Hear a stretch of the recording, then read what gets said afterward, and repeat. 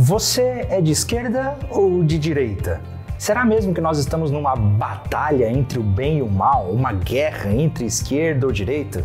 Na verdade, o que é que significam esses termos? Hoje eu queria meditar um pouco sobre essas questões políticas de esquerda, direita, ideologias, idolatrias e tentar propor um diálogo mais saudável.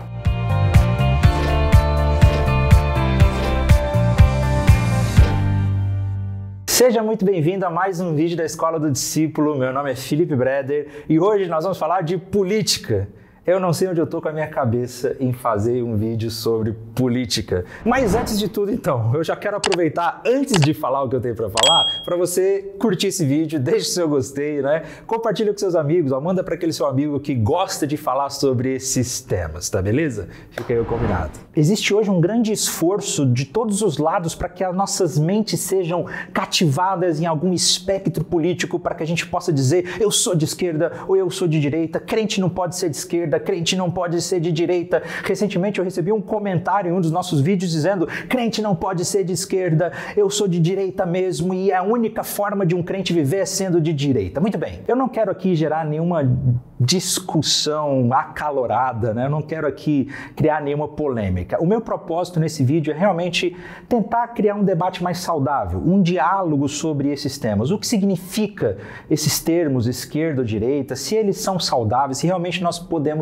utilizá-los. E o que eu quero fazer hoje aqui nada mais é do que um pequeno resumo do primeiro capítulo do livro Visões e Ilusões Políticas do David Koyzis. Esse material que eu acho um dos melhores quando nós falamos a relação entre o cristianismo e a política. Antes de tudo, é importante nós falarmos sobre ideologia.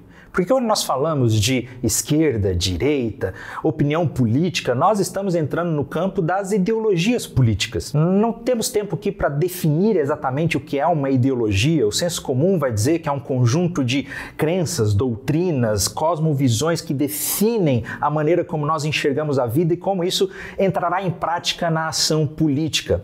Mas o meu foco aqui é mostrar como que todas as ideologias, em última instância, são idolatrias. Isso mesmo, pecado de idolatria. O Koyzis vai dizer exatamente isso, que como as idolatrias bíblicas, cada ideologia se fundamenta no ato de isolar um elemento da totalidade criada, elevando-o acima do resto da criação e fazendo com que esta orbite em torno desse elemento e o sirva.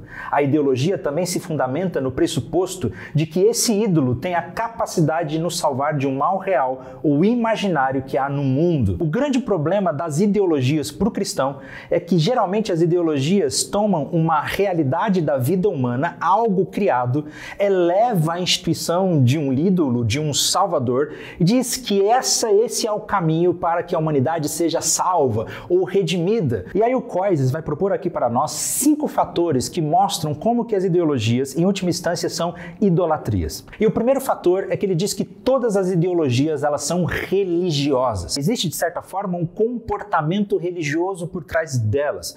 Não estou dizendo sobre acreditar em Deus ou não. Por mais que você não creia em Deus, inevitavelmente você vai se apegar a algum princípio e vai dedicar toda a sua vida, você vai servir a esse princípio e vai torná-lo Deus e Salvador. Quando nós pegamos, por exemplo, o capitalismo, vai dizer que a liberdade econômica é o grande salvador, é a única maneira que nós temos de encontrar uma sociedade mais feliz e mais justa. E quando nós falamos que uma ideologia se torna idólatra, nós não estamos dizendo que a idolatria é apenas mais um pecado. A idolatria, na verdade, é a origem e a fonte de todo o pecado. Foi isso que aconteceu lá no Jardim do Éden, quando Satanás propôs para Adão e Eva que eles poderiam ser como Deus, que eles poderiam viver a vida que eles quisessem. Foi um pecado de idolatria, de rejeitar a Deus e colocar outra coisa no lugar de Deus, algo que se torne mais importante do que o próprio Deus. E aí dentro disso vem o segundo fator de uma ideologia, que além de pegar um aspecto da natureza e elevá-lo, ela pega esse aspecto da natureza, transforma-o numa espécie de falso Deus e diz que a nossa redenção ou a nossa salvação depende disso. O Koyzis, ele segue dizendo que assim, Cada uma das ideologias tem base numa soteriologia específica, isto é, numa teoria elaborada que promete aos seres humanos o livramento de algum mal fundamental, visto como a fonte de uma ampla gama de problemas humanos, entre os quais a tirania, a opressão, a anarquia, a pobreza e assim por diante. Ou seja, a ideologia ela pega esse aspecto da natureza, a transforma num ídolo e diz que a salvação para a humanidade depende desse aspecto. Por isso a ideologia é uma idolatria, porque os cristãos creem que a única fonte de verdadeira redenção e verdadeira salvação é o próprio Jesus Cristo e o reino de Deus. Quando nós colocamos a nossa expectativa de salvação e de redenção em algum aspecto criado da natureza, nós estamos cometendo o pecado de idolatria. Esse é o terceiro aspecto de uma ideologia. Ela identifica o mal do mundo dentro da própria criação. Enquanto as Escrituras e o cristianismo diz que o mal do mundo é o pecado, é o nosso coração corrompido, as ideologias tentam encontrar o vilão, o mal do mundo, nas estruturas, seja na pobreza, na desigualdade social, no racismo ou na liberdade econômica. Essas coisas são o nosso diabo, são contra essas coisas que nós precisamos lutar. Enquanto nós tentarmos identificar o problema do mundo externo ao nosso próprio coração, ao pecado, tentando encontrar o mal do mundo na própria natureza, nós estaremos equivocados. O liberalismo diz que o poder, a autoridade é o mal do mundo. Precisamos ter cada vez menos controle do governo, precisamos ter cada vez menos controle das instituições religiosas. O marxismo vai dizer que a desigualdade social é o mal do mundo, por isso as rendas precisam ser distribuídas igualmente, as pessoas precisam ter igualdade de oportunidades, ninguém pode ter mais riqueza do que outros. Os conservadores vão dizer que o mal do mundo é essa liberdade pessoal, de ser quem você quiser, que nós precisamos preservar os valores da família, os valores tradicionais. Eis o grande problema das ideologias, identificar o mal do mundo nas coisas criadas, sendo que as Escrituras deixam muito claro que o mal do mundo é o pecado e o nosso próprio coração. Isso faz com que todas as ideologias tenham uma visão distorcida do mundo, porque se elas não identificam o mal do mundo no local correto, isso significa que todas as práticas de todas as ideologias acabarão sendo distorcidas, acabarão sendo equivocadas, porque elas não conseguem identificar o verdadeiro mal do mundo, o verdadeiro problema do coração humano. E o quinto e último fator que o Coises nos apresenta de uma ideologia é que justamente por ela ser um ídolo e nós a servimos, os objetivos acabam sendo superiores aos meios dos quais nós a aplicamos. Aquela famosa frase, os fins justificam os meios. E dessa forma, quando nós acreditamos numa ideologia,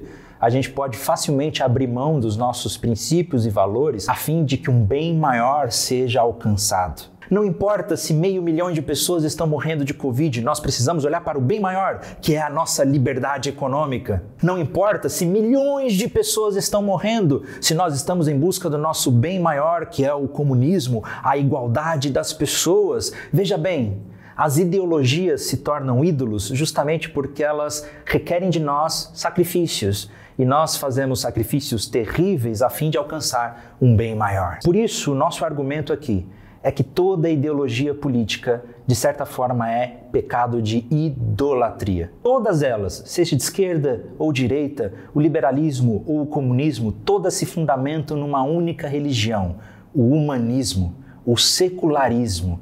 Deus sendo colocado de lado e o ser humano seja sendo colocado no centro.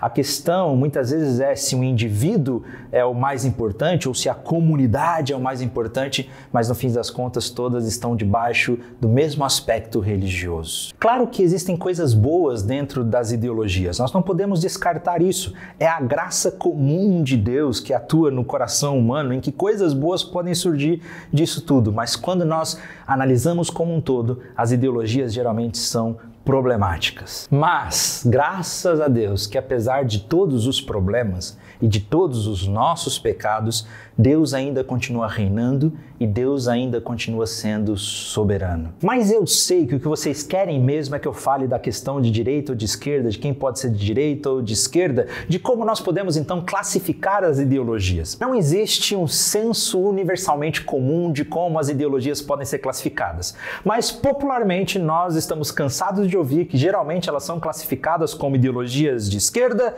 ou ideologias de direita. direita. E muitos usam esses rótulos como se eles fossem invariáveis, como não tivesse diferença.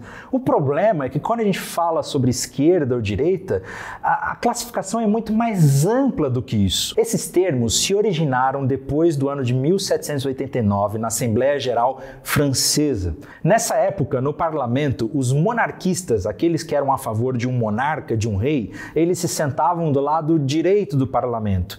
E os republicanos, aqueles que eram a favor do poder do povo e não de um rei, de um monarca, eles se assentavam do lado esquerdo da Assembleia. Então se popularizou que os de direita eram aqueles que eram a favor do rei, da monarquia, e os de esquerda eram aqueles que eram a favor da república, os republicanos. Com o tempo isso foi mudando. No século XX, por exemplo, a questão de esquerda e direita geralmente estava relacionado a como uma pessoa se posicionava quanto às questões econômicas da sociedade. Aqueles que acreditavam que deveria existir liberdade econômica para todas as pessoas eram considerados de direita. Os que diziam que a desigualdade econômica precisava acabar e toda a distribuição de renda precisava ser igual eram considerados de esquerda. Hoje as coisas já mudaram completamente, porque quando as pessoas dizem que são de esquerda ou de direita no atual cenário do Brasil, muitas vezes não estão falando mais de campo econômico, mas de campo moral, onde os da esquerda são aqueles que são liberais morais, ou seja, aqueles que querem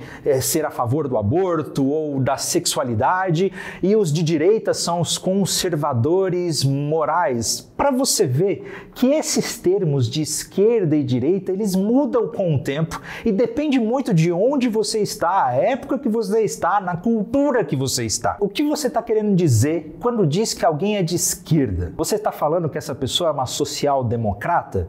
Ou essa pessoa é um comunista realmente autoritário? As duas posições são consideradas de esquerda. O que você quer dizer quando diz que alguém é de direita ou quando você é de direita? Você está querendo dizer que é um liberal econômico, de livre mercado, ou que você é um supremacista de raça, onde a sua raça é superior às outras e as outras raças devem não existir mais, como o nazismo? As duas posições são posições de direita. O que você quer dizer com isso?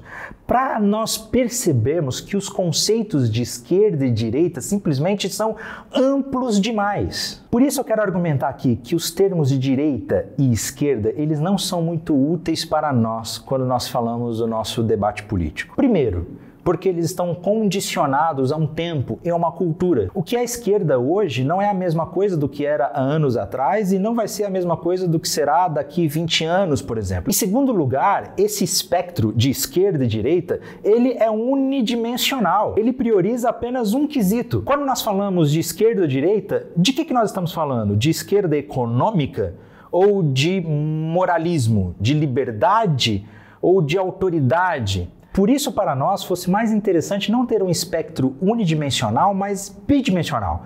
Vou propor um exemplo aqui. Olha esse exemplo. Quando nós podemos colocar, por exemplo, um dos espectros, igualdade e desigualdade, vamos colocar a igualdade econômica no lado esquerdo e a desigualdade ou a liberdade econômica do lado direito. Mas aí nós colocamos e adicionamos um outro espectro, o da liberdade e da autoridade.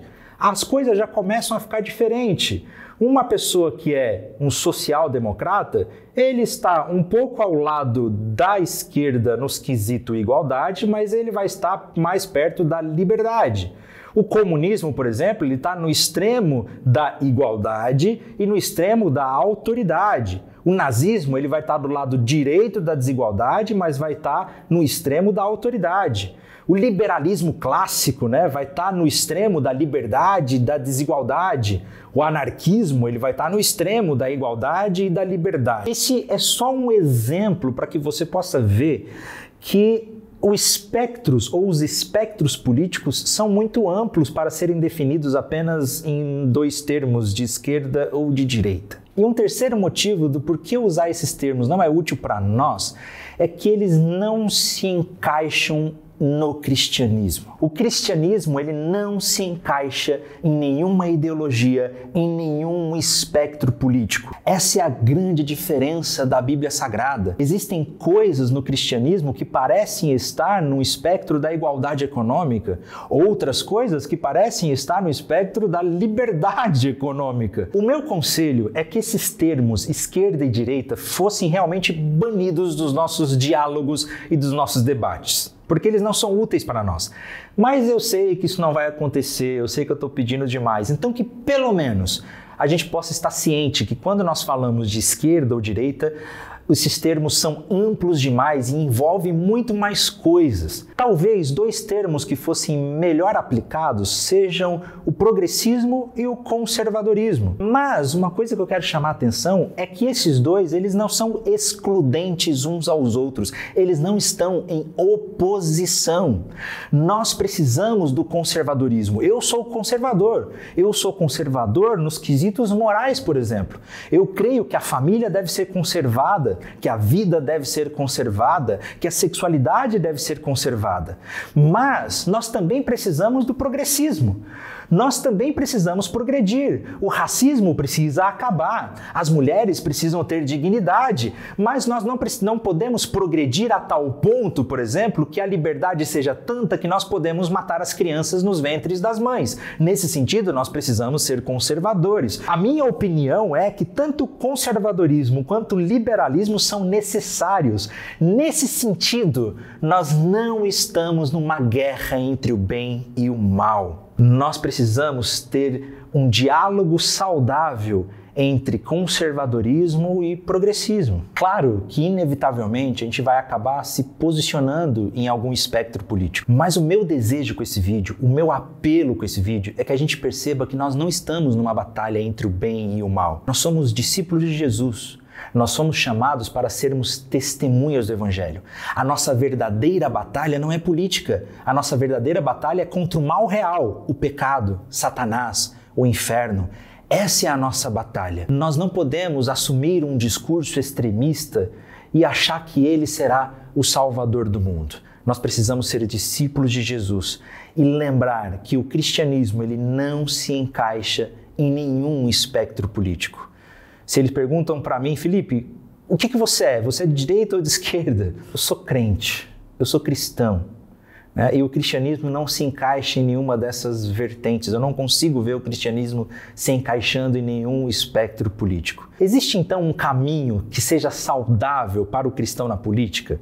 Eu creio que sim, mas esse vai ser um assunto para um outro vídeo. Inclusive, coloque aí nos comentários se você gostou desse vídeo e acha que eu devo continuar falando sobre qual a proposta que o COISES faz para uma posição política do cristão na sociedade. Comenta aí, que se tiver uma boa repercussão eu vou continuar, eu vou gravar esse vídeo. Mas eu espero que com esse vídeo de hoje você possa ter entendido um pouco mais o significado das ideologias, como elas de última instância são idolatrias e que o cristianismo não se encaixa em nenhum espectro político. A minha intenção aqui não é esgotar o assunto, tem muita coisa que a gente pode falar. Se você tem alguma crítica a fazer, diga com respeito, tá bom? Não vamos cancelar. Eu vou excluir todo comentário que for ofensivo aqui. Então que a gente possa dialogar com respeito e crescer no amor de Jesus, que é o principal. Nós precisamos de unidade, nós não precisamos de divisão, ainda mais nesse ano que nós estamos de eleições. Amém? Que Deus abençoe você e até o próximo vídeo.